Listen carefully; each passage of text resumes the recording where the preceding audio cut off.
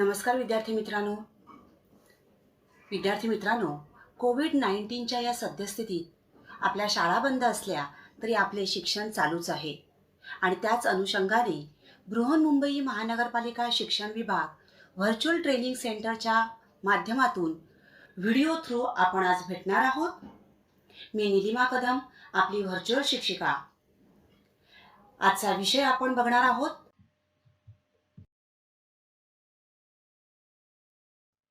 सामान्य विज्ञान, इयत्ता 8वी. ॲटम्स तुम्हाला दिसतायत बालमित्रांनो या ठिकाणी. आणि आपला आजचा पाठ आहे अणूचे अंतरंग. थोडंसं पाठाला सुरुवात करण्यापूर्वी एक विचार. Think like a proton and stay positive. याचा अर्थ काय आहे थोडासा यावर विचार करा. थिंक लाईक अ प्रोटॉन का असं सांगितलंय बघा. हा व्हिडिओ बघितल्यानंतर तुमच्या लक्षात येईल की आपल्याला प्रोटॉन प्रमाणे का विचार करायला पाहिजे. Why we have to think like proton and how we will remain positive. So let's start. बालमित्रांनो, थोडंसं आपण मागील भागात काय काय शिकलेलो आहोत त्याचा आढावा घेऊ ॲट अ ग्लान्स. प्रत्येक पदार्थ हा अणूंचा बनलेला असतो. पदार्थाचा लहानात लहान कण म्हणजेच अणू होय. आणि या अणूची संकल्पना 2500 वर्षांहूनही जुनी आहे.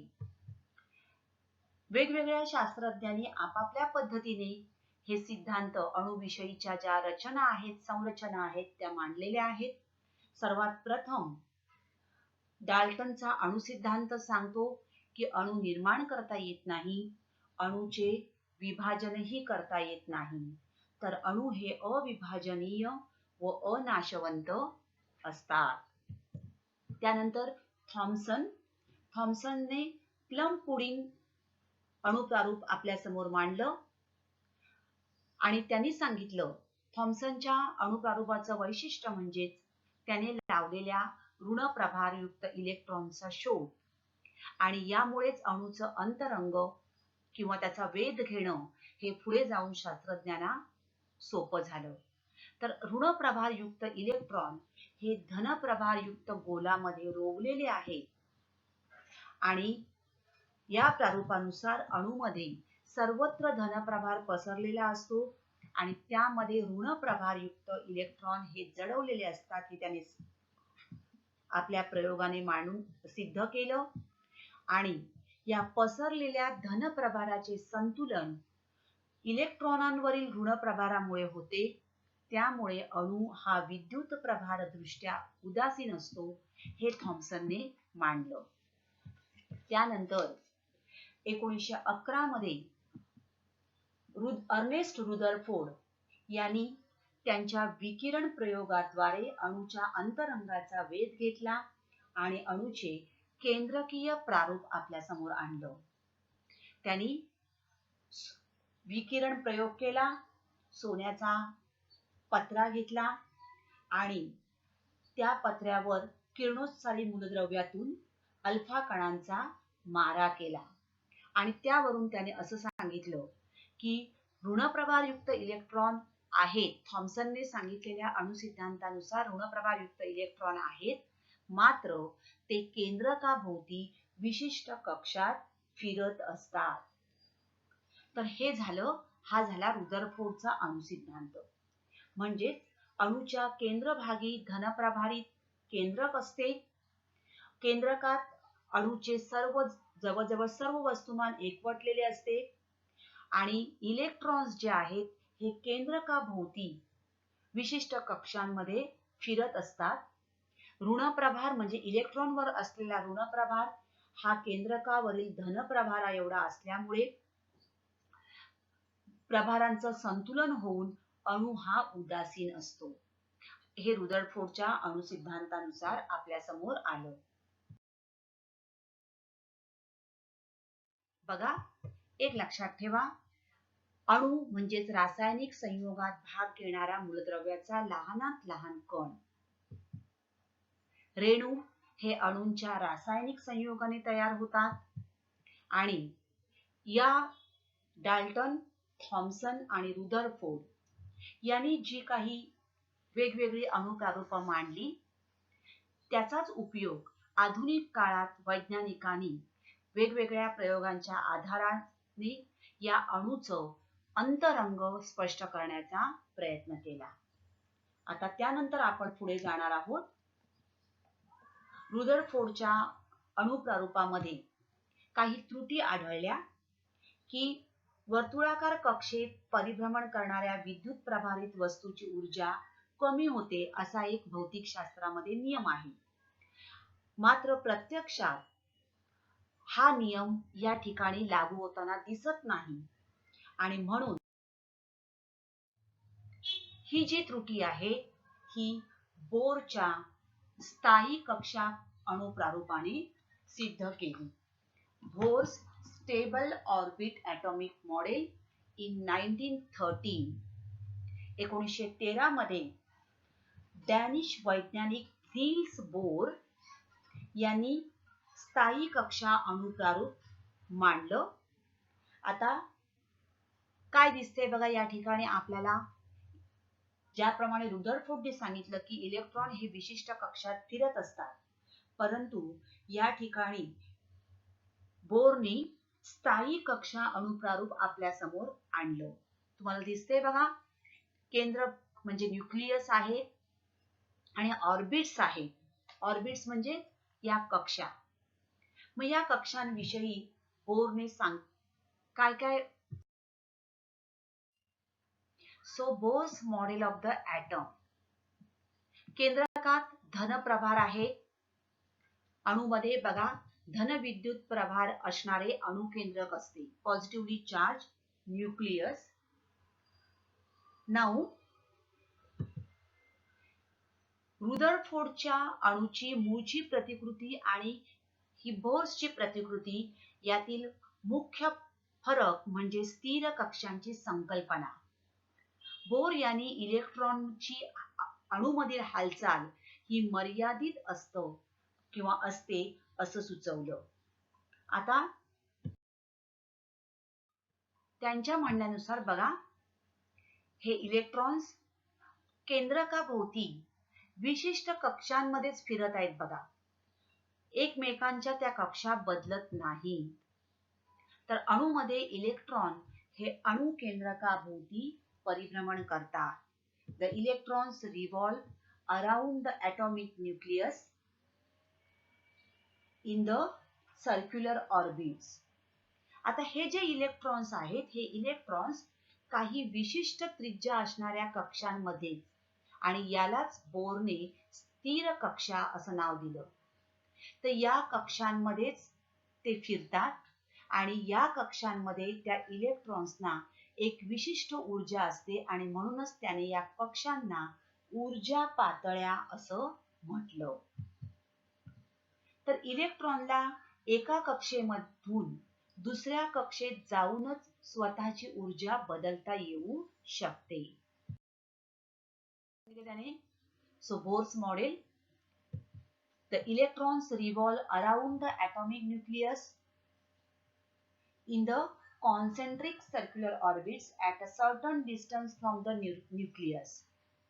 Second one, energy of an electron is constant while it is in a particular orbit.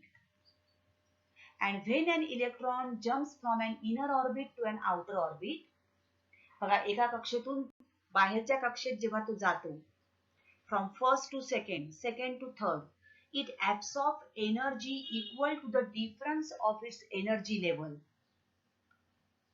And when it jumps from an outer orbit to an inner orbit, that is from fourth shell to third shell, it emits energy to the difference of its energy level.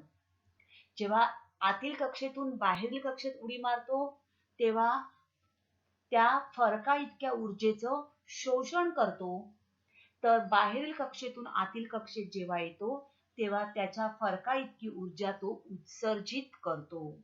emits energy equal to the difference of its energy level.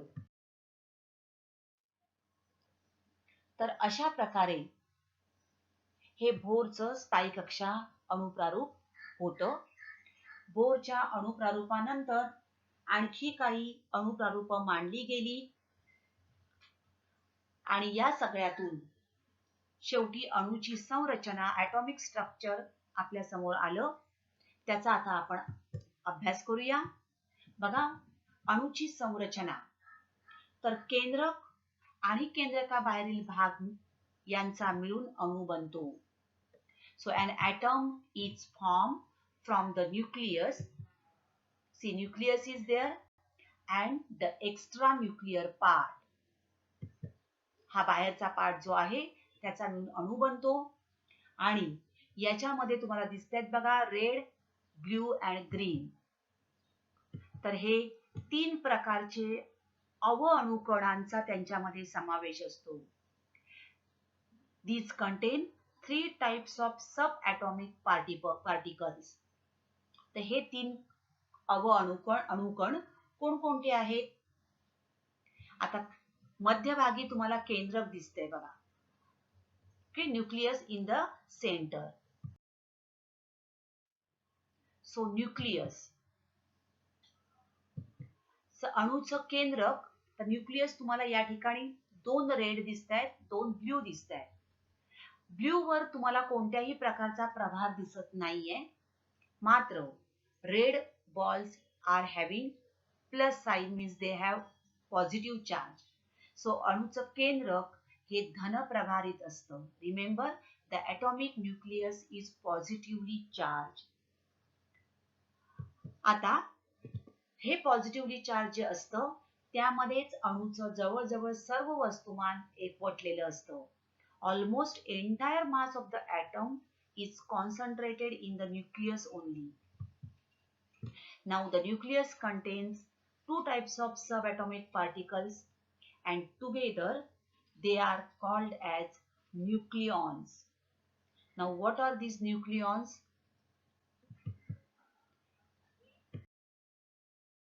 So protons and neutrons, these are said to be nucleons. The 2 types of subatomic particles in the nucleus and they are known as nucleons. तर proton आणि neutron हे या न्यूक्लियॉन्सचे प्रकार आहे. So proton हा अणुकेंद्रकात असणारा धनप्रभारित अणुकण असतो आणि अणुकेंद्रकामध्ये किंवा अणुवर असणारा धनप्रभार हा त्याच्यावर असणाऱ्या या प्रोटॉनमुळे असतो. प्रोटॉन्स हे P या संज्ञेने दाखवले जातात. A proton is represented by the symbol P. It is a positively charged subatomic particle in the atomic nucleus. Second is neutron. So neutron हा विद्युत प्रभारदृष्ट्या उदासीन असलेला अणुकण आहे आणि तो N या संज्ञेने दाखवतात. So neutron is an electrically neutral subatomic particle and it is denoted by the symbol N. Now number of neutron in the nucleus is denoted by capital N. Now atomic nuclei of all elements except hydrogen contain neutrons. आता केंद्रका बाहेरील भाग, केंद्रकाच्या बाहेर परिभ्रमण करणारे electron आणि केंद्रक व electron यांच्या दरम्यान असलेली ही पोकळी, हा जो पिंक कलरचा तुम्हाला भाग दिसतोय त्याचा समावेश या केंद्रकाबाहेरील भागामध्ये होतं. तर इलेक्ट्रॉन्स आणि केंद्रक व इलेक्ट्रॉन यांच्या दरम्यान असलेली पोकळी. The extranuclear part in the atomic structure includes electrons revolving around the nucleus and the empty space. In this figure, it is shown by pink color, the empty space in between the nucleus and the electron. This is extranuclear part. And next, the most important, electrons. Electrons are denoted by E. These are negatively charged subatomic particle. Each electron carries 1 unit of negative charge. So electron हा ऋणप्रभारित अवअणुकण असून तो E या संज्ञेने दर्शविला जातो.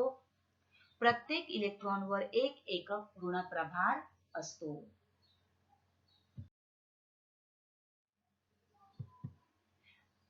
तर electron हा ऋणप्रभारित कण आहे.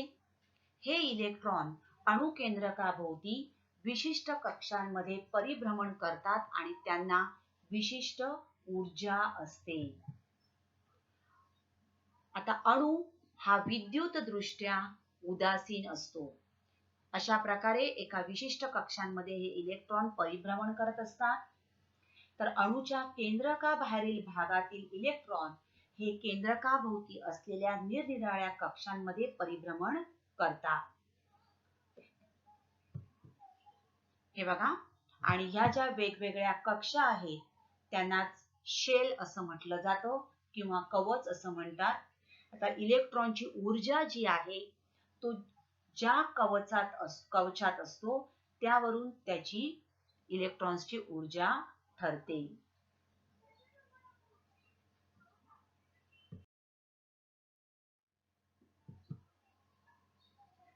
थोडक्यात बघा, atom in the center, protons and neutrons, that is in the nucleus. Electrons revolve around the nucleus in specific orbits. Now mass of an electron is 1800 times less than that of a hydrogen atom, and therefore mass of an electron can be treated as negligible. So protons and neutrons are located inside the nucleus. The nucleus is the dense portion in the center of the atom.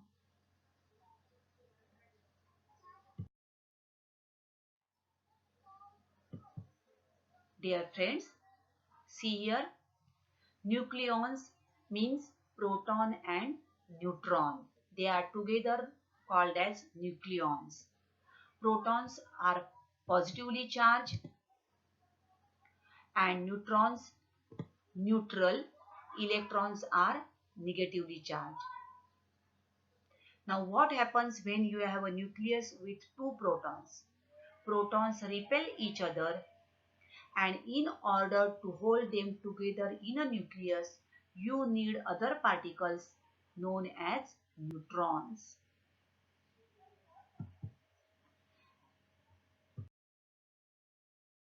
आता या न्यूट्रॉनचं कार्य कोणतं आता आपण बघितलं.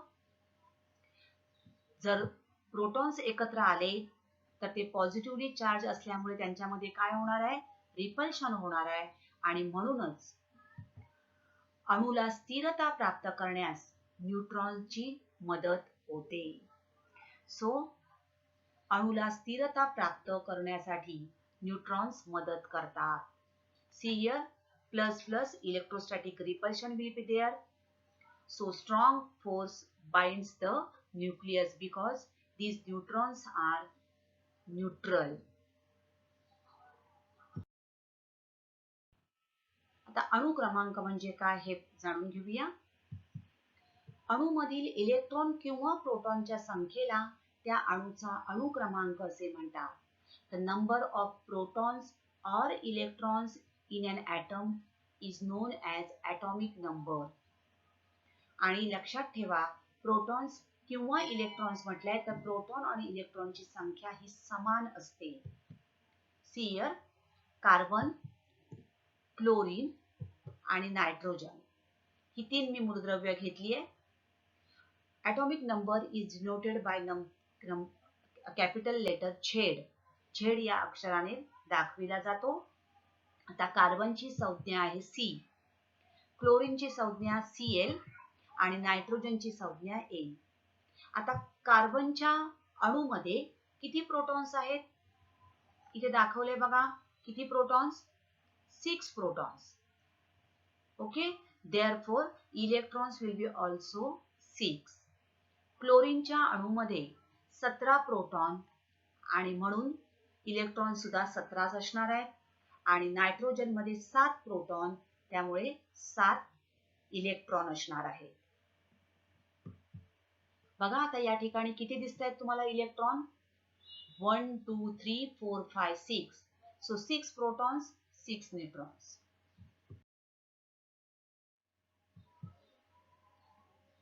बघा अणूमधील electron किंवा प्रोटॉनची संख्या म्हणजेच त्या अणूचा अणुक्रमांक. त्यामुळे बघा कार्बनचा अणू अंक किंवा अणुक्रमांक किती आहे?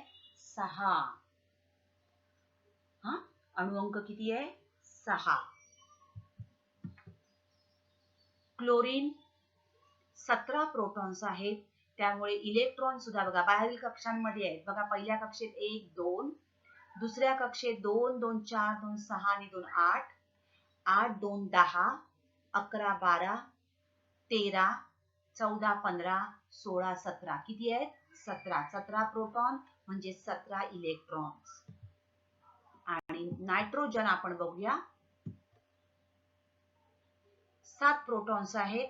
इलेक्ट्रॉन्स बघा 1 2 3 4 5 6 7 म्हणजे 7 इलेक्ट्रॉन्स. तर प्रोटॉन जेवढे प्रोटॉन्स असतील तेवढेच इलेक्ट्रॉन्स असणार आहेत. आणि हा अणु अंक किंवा अणु क्रमांक Z या अक्षराने दाखवतात आणि तो या ठिकाणी आपण लिहितो. बघा हा अंक अणु अंक दर्शवतो, म्हणजेच त्या अणूमध्ये असणाऱ्या प्रोटॉन्सची किंवा इलेक्ट्रॉन्सची संख्या आपल्याला या अंकावरून कळते. तर अणु वस्तुमानांक म्हणजे काय? तर अणु वस्तुमानांक म्हणजेच केंद्रकातील प्रोटॉन व न्यूट्रॉन यांची बेरीज होय. अणूमधील प्रोटॉन व न्यूट्रॉन यांची एकत्रित संख्या म्हणजे त्या मूलद्रव्याचा अणु वस्तुमानांक होय. The total number of protons and neutrons in an atom is the atomic mass number of that element. Now, atomic mass number is equal to protons, number of protons plus number of neutrons. Atomic mass number is denoted by capital A. So, A is equal to P plus N. Number of protons plus number of neutrons. The mass number is denoted by the symbol capital A. Here, carbon, कार्बनचा अणु वस्तुमानांक या ठिकाणी खाली असतो तो अणु अंक, हा अणु वस्तुमानांक. Chlorine, nitrogen. आता आपल्याला प्रोटॉन्स माहिती आहेत. जेवढे प्रोटॉन्स तेवढेच इलेक्ट्रॉन्स. मग त्यावरून आपण न्यूट्रॉन्सची संख्या शोधू शकतो. बघा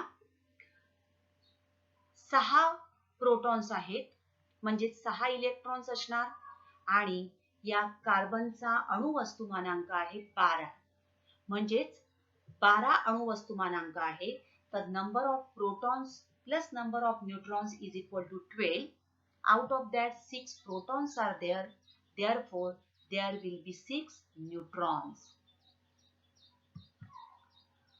Chlorine, atomic mass number is 35, protons are 17, so 17 electrons will be there and therefore atomic mass number 35 and therefore number of neutrons in the nucleus will be 35 minus 17, that is 18. Nitrogen, atomic mass number is 14, 7 protons. Therefore, neutrons will be 7. Now, what is meant by atomic mass number? Explain how the atomic number and mass number of carbon are 6 and 12 respectively. Dear students, see, atomic mass number means what? It is the sum of total number of protons and neutrons present in the nucleus. So that is atomic mass number, which is denoted by atomic A is equal to number of protons plus number of neutrons. And now what is atomic number? Atomic number is equal to number of protons or number of electrons. Means number of protons is equal to number of electrons. Both protons and electrons are same in number. And it is denoted by Z. Now mass number is equal to, see here, number of protons plus number of neutrons. This is mass number. It is denoted by A. For example, carbon, number of protons are 6. So number of electrons will also be 6. Now mass number, atomic number and mass number of carbon are 6 and 12. So atomic number is 6 and mass number is 12. So atomic number is equal to number of protons or number of electrons, that are 6, and mass number means number of protons plus number of neutrons. So number of protons is 6 and mass number is 12. Therefore number of neutrons will be 6, and therefore mass number will be equal to 6 plus 6, that is equal to 12. Now what is meant by subatomic particle? Give brief information of 3 subatomic particles with the reference to electrical charge, mass and location. Now subatomic particle, that is atom, is a structural and functional unit of the matter. This means all the matters are made up of these fundamental particles.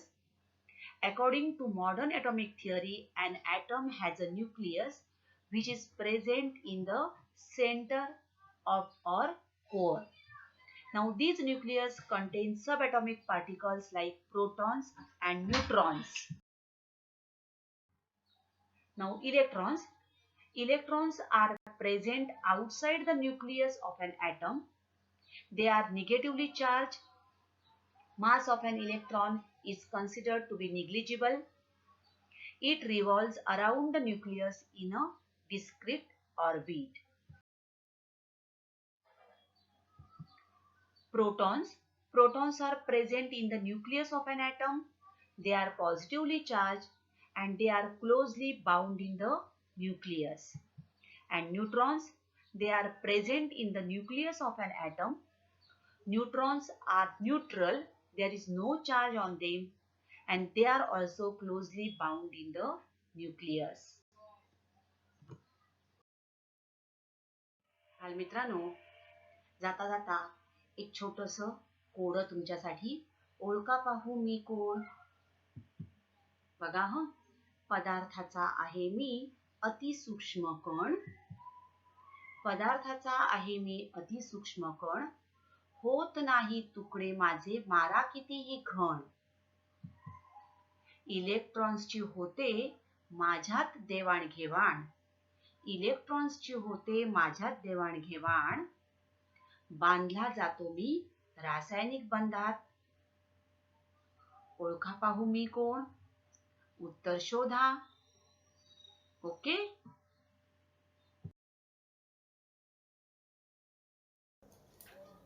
तर विद्यार्थी मित्रांनो, आता आपण इथेच थांबणार आहोत. अशाच काही सुंदर सुंदर व्हिडिओ सहित पुन्हा भेटणार आहोत पुढच्या भागात. तोपर्यंत थँक यू. घरी राहा, सुरक्षित राहा.